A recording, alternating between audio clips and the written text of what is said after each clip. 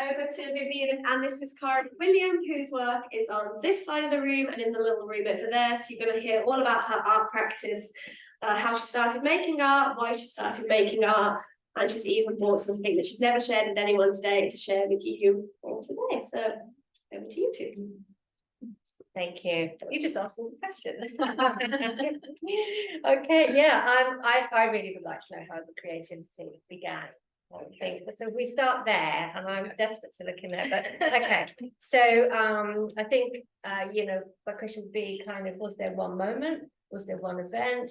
I talked about, you know, before, some of the artists had this kind of epiphany. So kind of like, yeah, how about for you? What sort of happened? So if I go right the way back, so all of us here, whilst most of us have all done art at school. Yes. I hated it. I was just like, it was very, very tight and very controlled, and I just could never do what I wanted to do. And yeah, I really struggled. But then at the age of 12, it was abstract and sculpture. And the teacher was amazing. So I had this 1 year of absolute freedom, and I had a blast, and I loved it, and I could just do whatever I wanted. And I won the art prize that year. So I was like, oh, fabulous, I'm going to go and do my GCSE. So I went and did my GCSE, had a new teacher. She absolutely despised me. She berated the life out of me, said my work was absolutely shocking.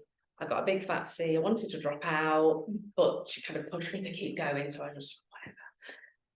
And then that was it. But I loved art. So I always went to exhibitions and, you know, art cult films and literature. So culture and all of that was really, really important to me. So that was my access with art, but I never did anything creatively per se. I was a teacher for a while, taught as a TEFL teacher over in Java, and I do like little sketches, you know, to help teach, but it was no kind of masterpiece. But then I became ill. So I became ill basically overnight. I was fully very well. Booked as a teacher, and I got an atypical pneumonia, which gave me sepsis and lung abscess. So basically hospitalized, and then I lost 50% of my physical and cognitive capabilities. And then, so that was 18 years ago. And subsequent relapses, I get very poorly, and then I'll always lose something else after every relapse. So this is why I'm now in a wheelchair. I didn't start in a wheelchair, but as the years have gone by and every relapse, I kind of end up sicker or with a loss. So in 2018, and it was just near the end of a very severe relapse, I'd been on a feeding tube for 6 months and been hospitalized for 5 weeks. And I was connected with a group of people with the same or similar illness across the world. And we decided to do a collaborative sketchbook. So we're artists, we were just 6 people who were just like wanted to do something together. There was a couple of artists within the group, and there was 14 of us, went across 3 continents, and then that lives in the Brooklyn Sketchbook Library. Wow. And that was it. So that was kind of like, oh my God, this is wonderful. Oh, this is giving me so much. So did the sketchbook thing first. At the same time, Alice Kettle had a big exhibition at the Whitworth, and she was asking for the community to send in embroidered trees. So I did a couple of embroiders on the first time I did any textiles. So I did these embroidered little trees, sent that off, and then that was it. Then I was suddenly like, oh, okay, what else can I do? Can I use like a postcard and ink, you know? And that was it. It was just kind of, that was it. Wow. That was the event. That's how it was. Gosh. So that was 2018. So that was the opening of the gateway or the portal, let's say. Absolutely. And so this book, this was earlier than that? No, at the same time, so... a little bit later, about 2019. Just at the beginning. It's not that long after, actually, to be honest, because it was during the pandemic. Oh, okay. I was going to ask you about that, because that's not long after you started all this. And you said this is a sort of a trauma book, you describe it as. This Can you is say a bit more about Yeah, this? so this is a trauma journal. I also have PTSD, which I've lived with since I was a child, and which I didn't have any kind of conscious awareness of until very, very recently. So in 2019, I went into trauma therapy, and the therapist was also an art therapist. So this was my trauma journal, and this is the genesis of the energy drawing. So this is when it very first appeared, this kind of style that happened. So, for example, so this is like the very first one, which is like super light. But You can see some of these. I can see. Yeah. Slightly high. Yeah, so that's kind of what you can't live, it's quite light, so it's maybe quite hard to see, I suppose, for an audience. And I love the fact that you've annotated this, so you're making notes as well. Yeah. And this would be a private thing, you'd be on your Yes. Yeah, so it's private, and it was just about me working through things that were coming up. Some of it is quite complex and difficult, but some of it's really positive. So there's some really lovely like post-traumatic transformation, not allowing the trauma to steal my joy, to steal my soul. And that comes from Joy Harjo. So there's quite a lot of quotes in here from Joy Harjo, who's a Native American poet laureate from the States, and her work is just amazing. So there's some more here. So again, we're kind of starting to get the shapes, I think, are already starting to come through. So I feel like then this is the start of a healing process. And when I look at your work, and one of the things I wanted to say about this type of artwork is that it's got this wonderful healing quality, but not just for the artist or patient, but also for the audience. The audience can get a lot from it and enriched and feeling and comfort. So it's amazing. And with particularly mediumistic art, because they're not aware of it while they're painting or drawing, they become an audience to their own work. Yeah. And how do you feel? Do you ever you must get into a sort of a flow where suddenly, yes. So do you feel always surprised? I'm always surprised. Like I have absolutely no idea what's going to come. And for me, it's kind of like this triple joy. So when I'm in the flow, it's hugely transformative for me. So depending on where I am, but let's go back to maybe this and the energy drawings. Often I will be in quite a difficult space, and then so I'll start, and then by the end of it, I've completely moved through, and the whole process has been a really beautiful experience for me. And then I look at it and go, bloody hell, like that's good, you know what I mean? Like look what's come out as well. It's like a really gorgeous, positive thing that's shining on the page. And then, but then you've got things obviously like, because you've got lots of different styles here that you can see. So you've got on the black, and I do other ink drawings, and that's slightly different. But well, it isn't, because again, I have no idea of any outcome. I don't know what's going to come. I just sit and work. I'm led by the material. So each material you'll see has its own distinctive style. So, the coloured pencils are all these kind of energy drawings. The black works and the gouaches are all that kind of type. The sculptures are all, so every single one, it's the material that leads me. I don't lead the material ever. It's always that's the flow.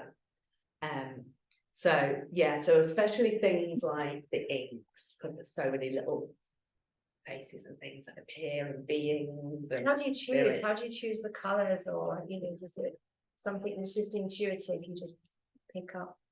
Yeah, I mean, I don't know why I started with so the energy drawings. They very first started with the yellows. So like the yellow were like the deepest.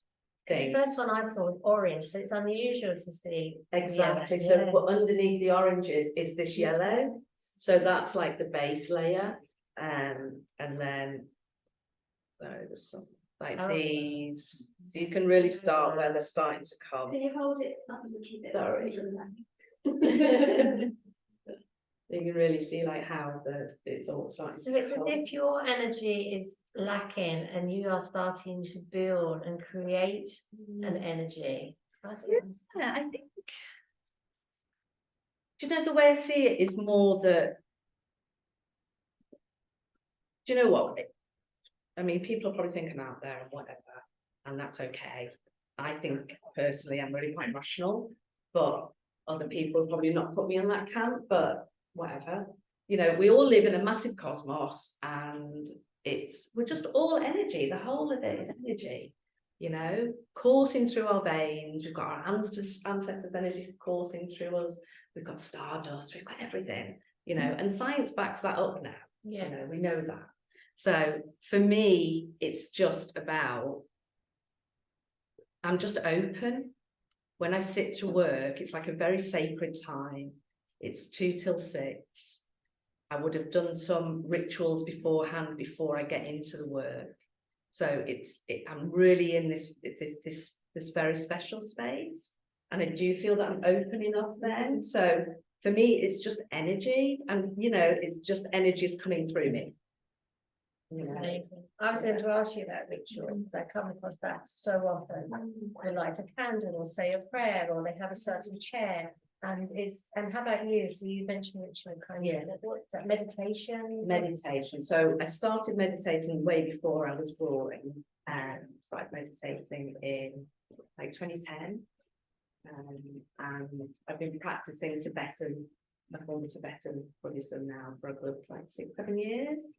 And I meditate quite regularly. For a long time I meditated every day, not so much now, but often before I draw, I'll meditate.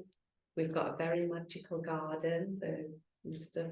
Freeman's over there planted it. He's a very mystical person. So we've got a very magical, like, herb filled with spirit garden. So often I'm meditating. If it's not throwing it down, I'll go into the garden. I do offerings in the garden. I talk to all the plants, and all that. There's mugwort, and there's rue, and there's the rowan, there's, you know, I've got a cairn to my garden, to my granddad, so a little shrine, who I lost when I was 14, who I adore. So I'll go and talk to the plants and the herbs and just be again in that energy. And, you know, I do believe that there are spirits within every entity around, you know, all the beings and the plants. And I walk into that garden, and for me, it hums. I mean, it vibrates. Like I walk in, and especially the mugwort that just seeded herself in the middle of the gravel, and she's massive. And I'll just sit and stroke her and chat to her, you know, and I can just feel like, oh my God, she's just amazing.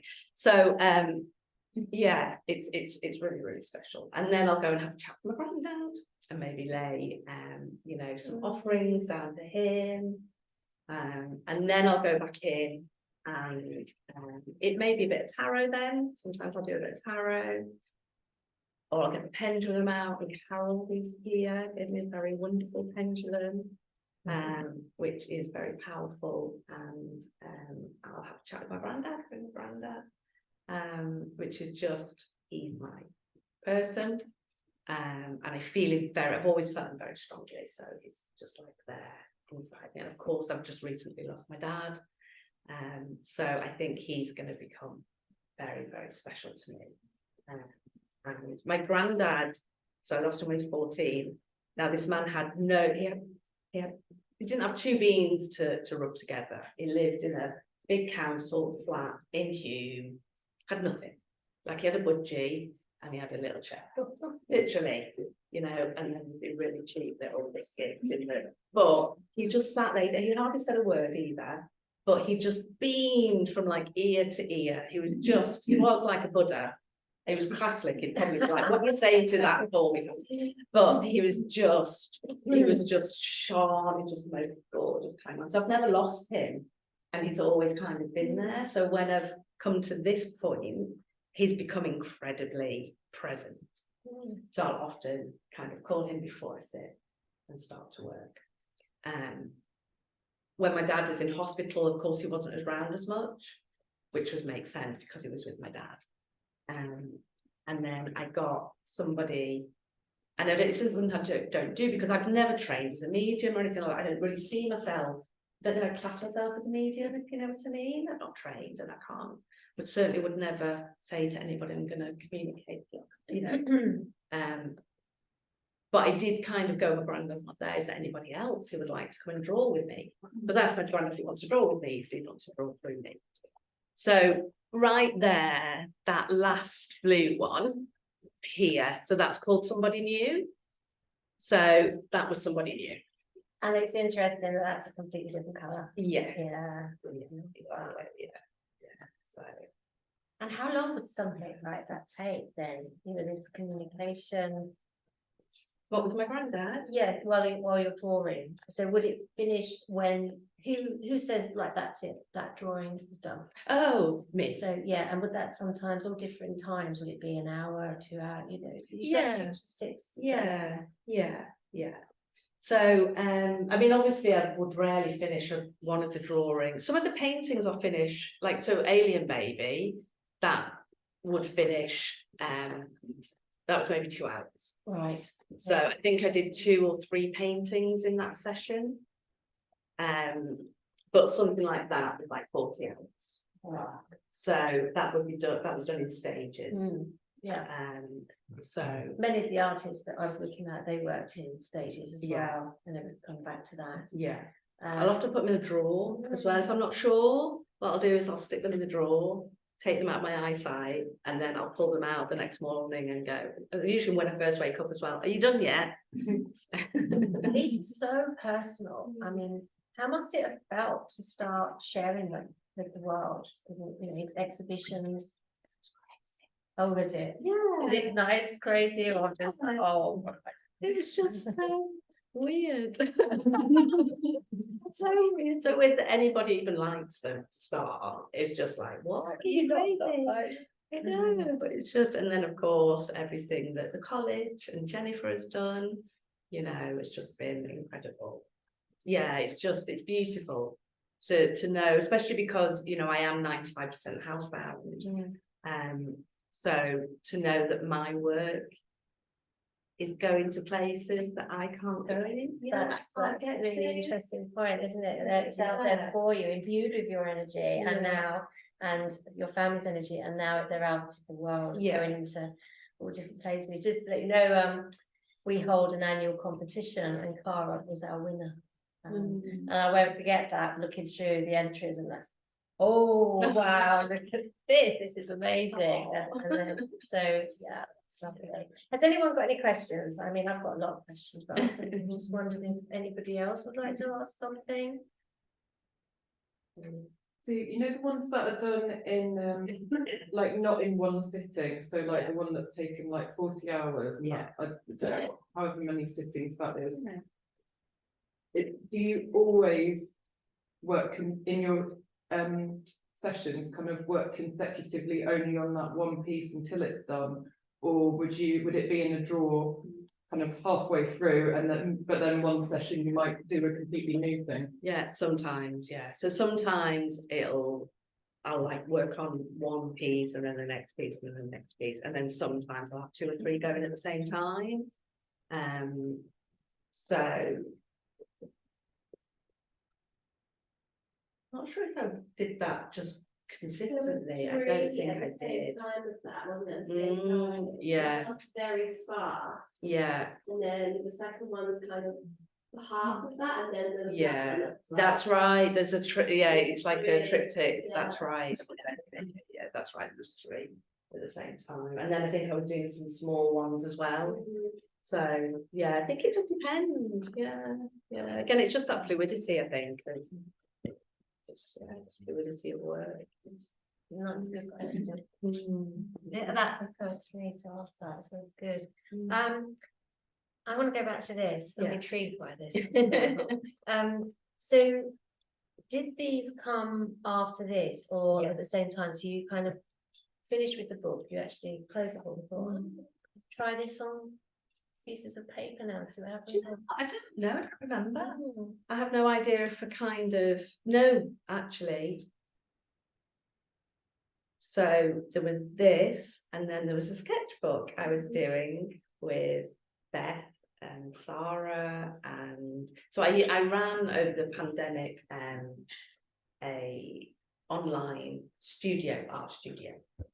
And we did again a collaborative sketchbook, obviously it's a theme. And I think the next ones were in there, but I think I might have been doing some drawing separately, because Beth's got at home like one of the very first ones on a piece of paper I sent her, and it's different again, different colours and slightly different shapes and stuff. So again, the colours. All those ones, they had like quite a chunky green stem in the last one, but they almost looked like like a figure in motion. Yeah, It was in that sketch. yeah, they were. Do you know this collaborative sketchbook goes Anna Howard, the first British realistic artist, they took part in that. Really? Pre-Raphaelites. So Dante, Rossetti, and I think Lizzie Siddle and Christina Bay would pass around a portfolio and then add to it. So I love the idea that you're doing that. Yeah, that's great. So again, we're getting kind of closer to where they got to. So again. Yeah, you know, when you say the medium is the thing that leads you, and you're using is it pencil, like a coloured pencil? That's watercolour pencil, yeah, Yeah. but without water, obviously. Yeah, they're beautiful, and hearing you talk, you know, you can really get into them, can't you? As well, you can sit here looking at them, and then have it. So you obviously using gouache as well, aren't you, on the other one? So every time you change your medium, there's something different happen. Oh, absolutely. So what else have you tried? What else? Well, tried oil stick, which I didn't get on with. I love the buttery and the gorgeous, and you know the colours are fabulous, but nothing was coming out because they're just too sticky. There's not enough light for me, so I think because of the way, just because of what it is, it's the automatism, it's the flow, it's energy. There has to be space. There's got to be like some way that light comes through. So yeah, That's so good. try. We can talk about sculpture from that, because that's intrigued me. So that's a new development for me to for see it. So you. yeah, really tell us about that. Yeah. Because they feel to me they are these in a 3-dimension. Yeah. And they've got the light coming through. I mean, it's so beautiful. Absolutely ethereal, beautiful, and so yeah, definitely I'd like to know about that. So that's early. Basically, like I said to you, when I was 12, and I love sculpture. So when I started to work this time, I was like, I want to go back and do it. So I went and enrolled in Stockport College in a night class, and I went to the first one and I couldn't cope because I have not got the physicality for it. So I was kind of really gutted. How am I going to do? Got some air dry clay. Was kind of like, not doing much. And for some reason, I don't know why I came across polymer. I'm just going to try another thing because I can dry it in my oven. It's stuff that I can do at home. And I started to get on with it because I can meld it to my hands, so to the warmth. Once it's gone, it's a bit hard at first, but you've got to keep going. And I'm quite warm. So once it's gone, it's very elastic. So I can get that elasticity. So I can get that thinness, and I can stretch it and mold it, and but you know, just again, it's just that flow and that movement. And I mean, I do. So from one block, I can use one block in a session. So that's about that big, and I'll make 7 or 8 pieces in like 2 or 3 hours. No, Yeah. Oh. And then Pass around your custom Cool. Yeah. So and but then they build on each other. So you know, do you make them as no, so that comes up. absolutely, yes, yeah. So just really quick, Yeah. I make the shapes, and then they go in the oven, and I'm like, oh, fabulous. And then I might have another session in another couple of days, and go, here's another 8, and stick them in the drawer. And then I'll maybe think, so sometimes it's like a provocation, sometimes I do it in response to something. I'll make a set of installations. So the one you've got in the College of Psychic Studies is in relation to the letter of Thomas Lawton, who was someone who was in the asylum over in Wakefield. I did some research, and what I did was I got the sculptures and then made a mini installation with them. But what I do is, because obviously you probably don't know, they're stacked on each other. So I just pick them up and then I will balance them so they're not stuck at all. There's no adhesive. I just play with them and see what fits where and what I like the look of. And then I'm like, oh, okay, that's fabulous. And then I'll go and pick out another couple and another couple. And I'll never forget, they arrived at the college with boxes. I don't think I breathed for 2 hours. I was trying to balance them, and you gave me brilliant photos.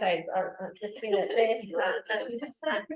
Oh my God, it was so funny. Sticking up on one big thing, and you have to balance it right in the centre, so it kind of doesn't couple one way or the other.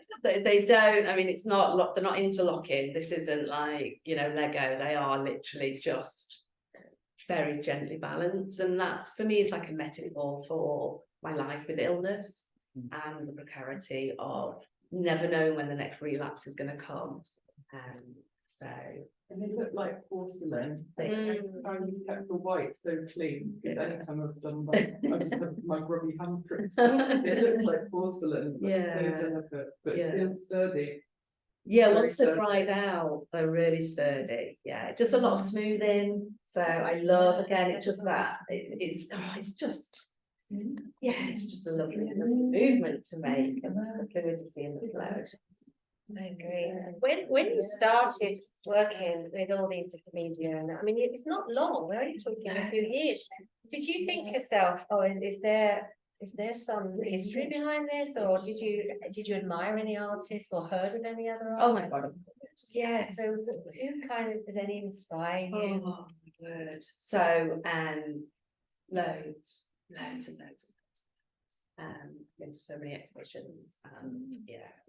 Do you think any resonated with your work, or you could feel their process was similar to? Well, if we go back to, you know, I mean, I love Remedios Varo and Leonora Carrington. Like, I'm absolutely obsessed with the parents.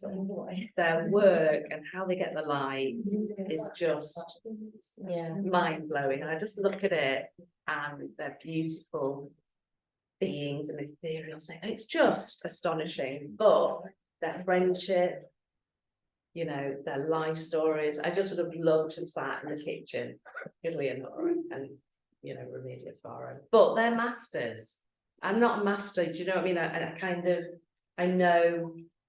think I know my skill set. So I can look at that and go, that's, you know, that's incredible, but, you know, I'll never get there. But I can still look at it for the light, and I think it's, you know, it's inspirational in that way. But for me, for a very long time, Madge Gill, I've had a huge love of Madge.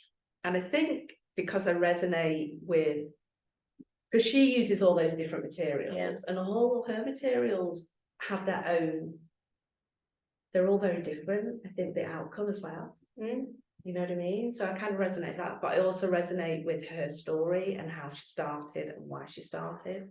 I can just kind of, I just saw her work, read about her, and just. You mentioned about embroidery. How did you get on with embroidery? I mean, obviously Madge is known for her embroidery. Yeah. So we're going to see some embroideries at some point. Yeah, I've got a big drawer of them. Oh, really? I've seen them. Amazing. Well, that's early, so I've not done embroidery for quite a long time. That embroidery where you have like a hole, then a lot of them have got a hole in them, and you embroider around the outside. Yeah. Yeah. Yeah. Is there any you'd like to have a go at? Any medium? Yeah. Don't know, just to wait to see what comes. I've got no idea. I just let it, because all this is new this year. So everything in this has just been done this year. And like the blacks are new. So yeah, I just kind of wait and see what pops up. And I think it's interesting, and you know, when I hear from Jenny and oh yeah, Cara's working black now and Cara's working sculpture.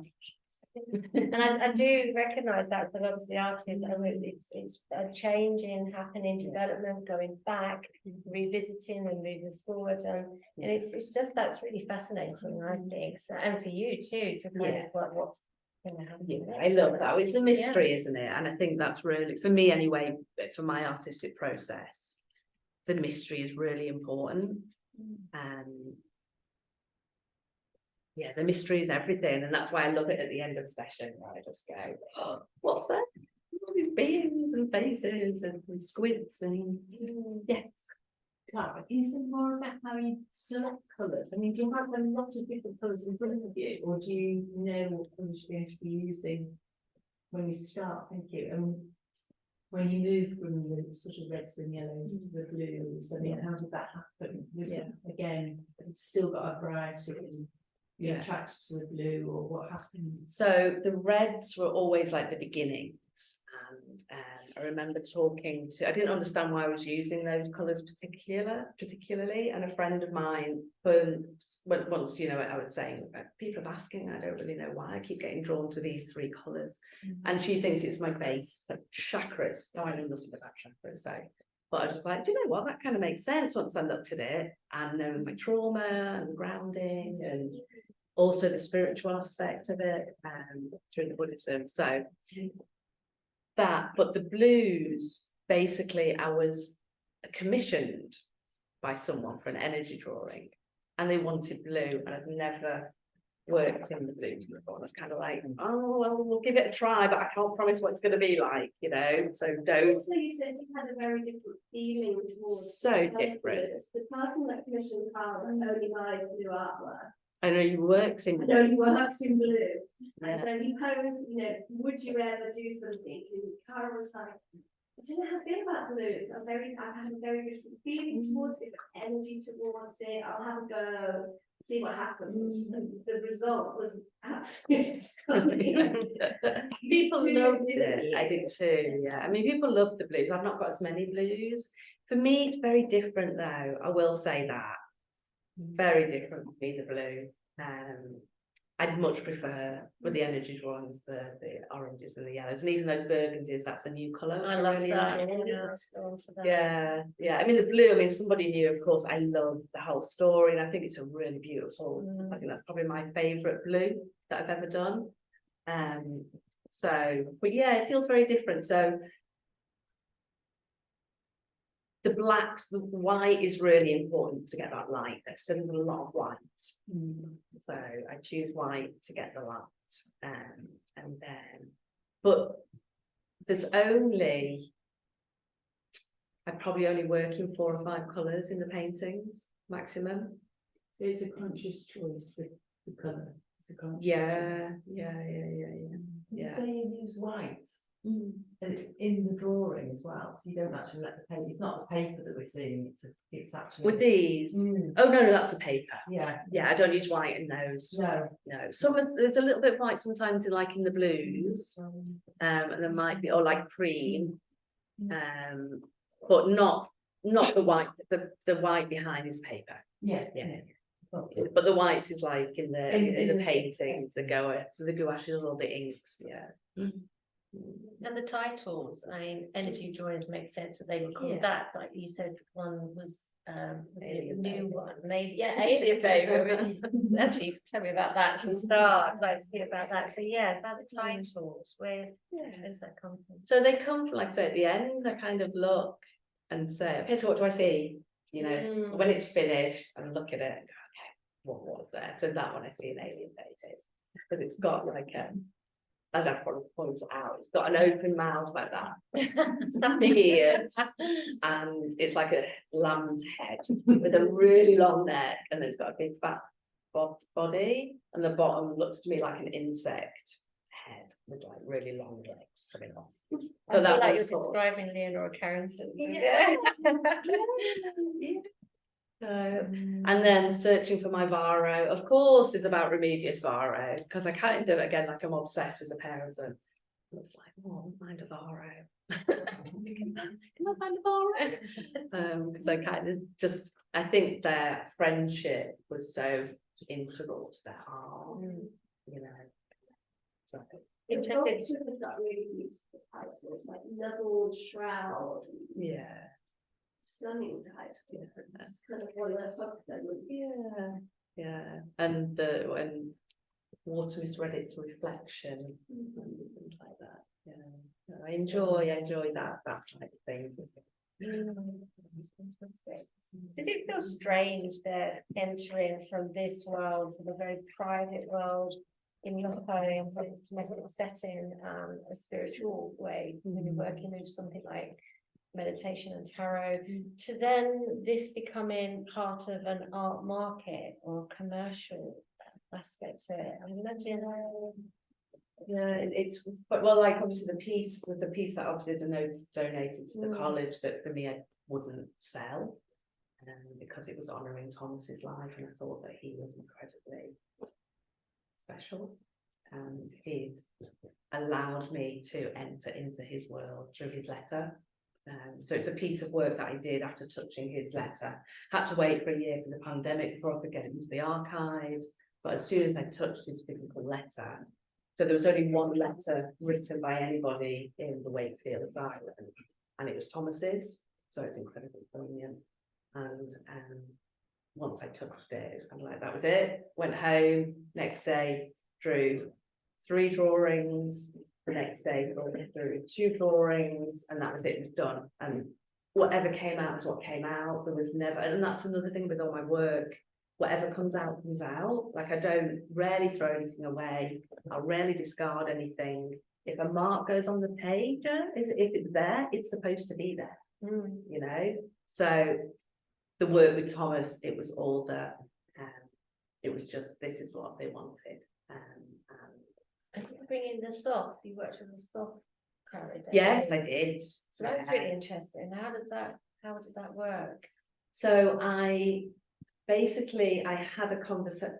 So again, I know probably hardly anybody who does tarot would do this, but I will often use the tarot to ask questions of the spirit and say, okay, what are you going to tell me today? Will you tell me something? My granddad refuses. He won't have anything to do with the tarot at all. He always says no.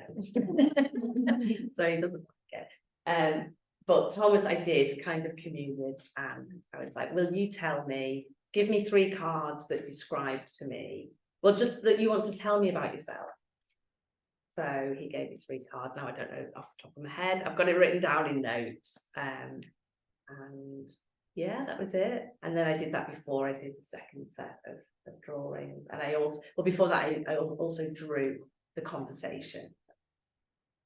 So I had the conversation through the top.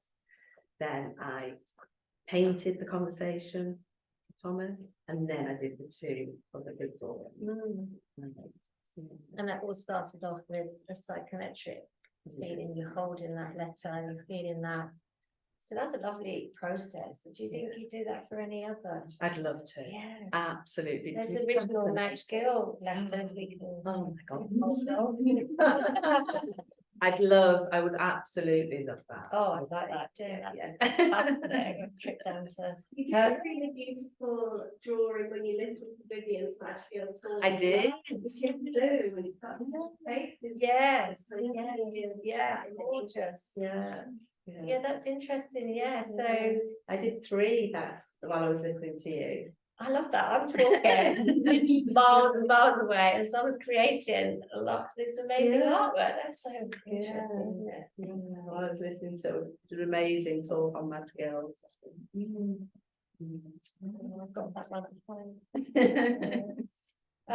Anyone got any more questions? Yeah. It's my last one. You know, when obviously maybe this is different when it's your granddad because he's been there so long and you know him so well, but you know, like when you said does anyone new want to come and draw with me? When that happens, are there ever like points during a session where there's kind of tension between you and the spirit at all, or as in energy is kind of pushing you one way, but you sort of, Never. yeah, because No. you surrender to it, or because it's always just like such a. I think because it's Symbiotic. just, yeah, it's very symbiotic and it's very natural. And, yeah, it's just a very, very kind of special, sacred and mystical time when I'm kind of sitting and drawing in or doing the art in that time. So, yeah, Do you no. notice any differences with your health? So if you're having a difficult or very tired, or does the drawing change in a way, or you don't draw that day? Does it have a kind of, is it intuitive? I mean, what I will say is now, I don't know if it's connected or not, that since I think there's a couple of things. So since I had that last relapse when I first started to create, I also got carers at that point. I'd never had carers, so I do have carers coming in now. So I had that support, and I got my wheelchair. So again, that helped a huge amount. So that plus the art, I haven't relapsed since, and that's the longest I've gone without a relapse. Oh, that's so So, you know, that says so much. yeah, exactly. So it's all been like a really special journey, you know, special journey. So, Gosh, then that's healing. Yeah. We talked about the healing earlier. yeah. God, quite taken back by that. Yeah, because I was having relapses, you know, sometimes every year, and the last 2 years, I haven't last like 2 years, I've lost a year, or maybe lost a year and a half, and then I relapsed very severely again. So, yeah, this is. I felt that when I was, you know, researching the talk and putting it together, and I started off with a series of before she was in bed, you had these, you know, I was talking about all the kind of symptoms that she had and what she was enduring, and then how drawing suddenly became this important thing for her. And then if I'd got to the end finishes with you and talking about that exact same thing, and you just kind of reiterated that and you confirmed that for me, because that's really fascinating that it's helped so much. Yeah. And don't you find that I mean, Jenny, you've met so many people in the field where creative outlet has helped their health, don't you think? Yeah, 100%. The power of art and artists, you can't quantify that, or to help with their well-being, to help with their it's so powerful. People say that they would be dead if they weren't doing art, so it's so important in so many people's lives. Funny enough, when I was writing out some of the answers to the questions, kind of get my notes, that's my last sentence, was that without it, without a shadow of doubt, I would be very surprised if I would be here. I don't think that I'd survive. I wouldn't survive. Wow. No, because it's completely it's given me life again. I didn't have it gone. I lost it through the illness, you know, being housebound, being removed from society, like everything that I held dear was taken away, you know, my physical and my cognition, my career. I tried to do so many things I just couldn't do. I tried to go back to work just 2 hours every other day, and I couldn't do that. That gave me a really severe relapse. So I tried little things along the way, and I just never could do anything. So to have found this that I can now do around my symptoms, it's just been transformative. It's given me life again. You know, there's no two ways about that. It's utterly transformational. You know. I just, in my head, it's like when Georgiana said that, she said this is a delightful gift. It was a gift, and I kept coming, and that's exactly how you must Like feel. individuation. I mean, these are gifts for us because we're moved by them. We feel, you know, that they're giving so much to the world, but actually for you, God. I certainly see it's a process of individuation. After I won the competition, I was given a voucher, so I managed to do a course with Andreas, which was like a Norse course.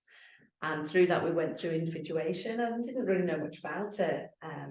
And it's basically when you go through a really difficult trial, and it's awful, and you're lost, and you're in the labyrinth, and you've got ups and downs and every which way is awful.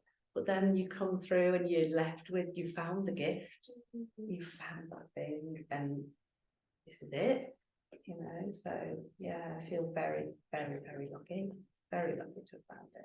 So, I imagine. yeah. I mean, I was going to ask you what next, but I think we'll end there because I think that is just more poignant than anything. I think you've been so open. I mean, for everybody here and for me, it's just been remarkable to hear about so much more about your work. It all kind of really opens it up and fleshes it out. Thank you. Thank you for being such a lovely interview, and thank you for being so